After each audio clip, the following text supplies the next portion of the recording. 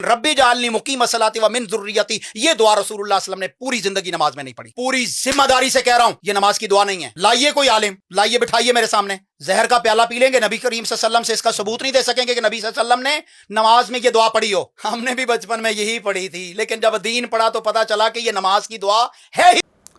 अस्सलातु वस्सलामु अलैका या रसूलल्लाह व अला आलिका व अस्हाबिका या हबीबल्लाह। आजकल किसी मौलवी साहब का एक क्लिप जो है वो बड़ा वायरल है और मौलवी साहब जो हैं वो चीख चीख करके जो है कह रहे हैं कि रब्बि जअल्नी मुक़ीमस्सलाति व मिन ज़ुर्रियती, जो दुआ बाद तशहुद पढ़ी जाती है और क़ादा अखीरा के बाद पढ़ी जाती है, ये नमाज की दुआ नहीं है और नबी मुकर्रम सल्लल्लाहु अलैहि वसल्लम से ये साबित नहीं है। ये बात याद रखिएगा, नबी मुकर्रम सल्लल्लाहु अलैहि वसल्लम से साबित ना होना ये ठीक है कि हुज़ूर सल्लल्लाहु अलैहि वसल्लम किसी सही हदीस से हमें नहीं मिला कि हुज़ूर अलैहिस्सलातु व तस्लीम ने महज यही दुआ तालीम फरमाई हो। लेकिन ये बात याद रखिएगा, बाद तशहुद और क़ादा अखीरा के बाद दुआएं मांगने का जो सलीक़ा है, जो तरीक़ा है, वो नबी मुकर्रम सल्लल्लाहु ताला अलैहि वसल्लम ने बंदे के इख्तियार पर छोड़ दिया, मुसल्ली की मर्ज़ी पर छोड़ दिया। हदीस पाक में हुज़ूर ने दुआ, नमाज की दुआ बताने के बाद इरशाद फरमाया, लियतख़य्यरा अहदुकुम, फरमाया तुम में से हर बंदे को इख्तियार है मिनत दुआए, दुआ करने का, अअजबहु इलैहि मा शाअ फ़यदउ बिह,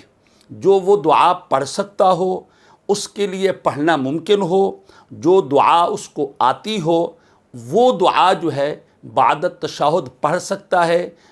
और क़ादा अखीरा के बाद पढ़ सकता है और आखिर के दुरूद इब्राहीमी के बाद जो है वो दुआ पढ़ सकता है। अब ये बात भी याद रखिएगा कि हमारी किताबों में एक अल्फाज है और वो ये है कि अद्दुआओ, यानी तशहुद के बाद जो दुआ पढ़ी जाएगी, दुआ तिलावत की जाएगी, वो क्या है? फरमाया बिमा युशबिहु अल्फाज़ल क़ुरान व सुन्नति वला कलामिन नास, ऐसी दुआ होनी चाहिए जो मज़कूर फ़िल क़ुरान हो, ऐसी दुआ होनी चाहिए जो मौजूद फ़िल क़ुरान हो, ऐसी दुआ होनी चाहिए जो मासूर दुआ हो, यानी अदइयतुल मासूरतु अल मरवियतु अन रसूलिल्लाह, वो दुआएं जो हबीब सल्लल्लाहु अलैहि वसल्लम ने तालीम फरमाई, हबीब सल्लल्लाहु अलैहि वसल्लम ने बताई, वो भी पढ़ सकते हैं। और जो दुआएं कुरान पाक में मौजूद हैं और अंबिया अलैहिमुस्सलातु व तस्लीम के मुक़द्दस कलिमात मौजूद हैं कुरान पाक में, वो दुआ भी पढ़ सकते हैं। तो सीधी सी बात है, रब्बी जअल्नी, ये वो दुआ है जो मौजूद फ़िल क़ुरान है, ये वो दुआ है जो मज़कूर फ़िल क़ुरान है। और फिर हुज़ूर ने इख्तियार भी दे दिया कि अब आपकी मर्ज़ी, जो दुआ तुम्हें पसंद हो, जो दुआ तुम्हें आजबहु महबूब लगे, फ़यदउ बिह। फिर हुज़ूर अलैहिस्सलातु व तस्लीम ने तालीम दुआ के बाद फरमाया कि फिर दआ लिनफ़्सिही, बंदा अपने लिए भी दुआ करे,